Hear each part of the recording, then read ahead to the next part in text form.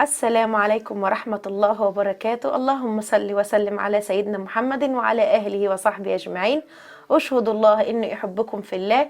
النهاردة إن شاء الله معانا طريقة عمل الكزبرية. الكزبرية ديت عن طريق أمي، ربنا يمسيها بالخير يا رب. طبعا أنا لما بتزنق في يوم اقتصادي بقوم عاملة الكزبرية دي، بس طعمها بسم الله ما شاء الله تحفة. معانا فول نابت، حضراتكم أكيد عارفين الفول النابت ده بنقشره كده. الفول النابت ده بنقشره كده، بنفتح الواحدة 2 كده كده. بسم الله ما شاء الله ما شاء الله، الفول البلدي جميل ما شاء الله كده.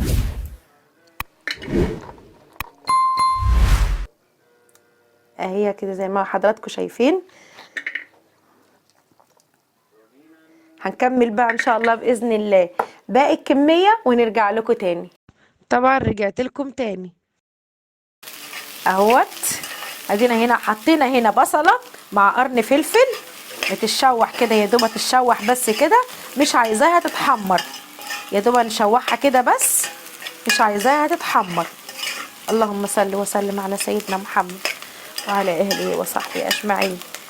مش عايزاها تتحمر يا جماعه، هي بس بنشوحها كده بس مع قرن الفلفل.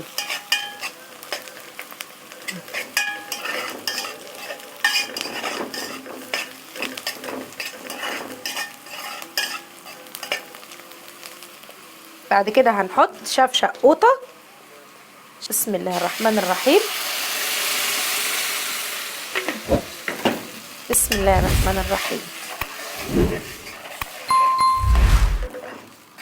هسيب القوطه تغلي غلوتين 2 وارجع لكم تاني هقول لكم هنعمل ايه. كده انا حطيت العصفور، هسيبه بقى يغلي مع الفول لحد ما العصفور يستوي زي العصفور العادي اللي احنا بنسويه عادي خالص اهو كده. وهنفضل بقى نقلب فيه بالراحه خالص كده، ونوطي عليه النار عشان العصفور ما يتعجنش مننا اهو. بسم الله ما شاء الله اللهم بارك اهو. هيغلي بقى لحد ما العصفور يستوي، وان شاء الله هوريكم الشكل النهائي. طبعا ادي الشكل النهائي بتاع الكزبريه ما شاء الله الله اكبر، ريحتها تحفه. جربوها وباذن الله ان شاء الله مش هتندموا على طريقتها. نسيت اقول لحضرتكم ان انا اول ما بحط الفول نص كيلو الفول النابت عليه ربع كيلو عصفور، يعني نص كيلو الفول نابت عليه ربع كيلو عصفور.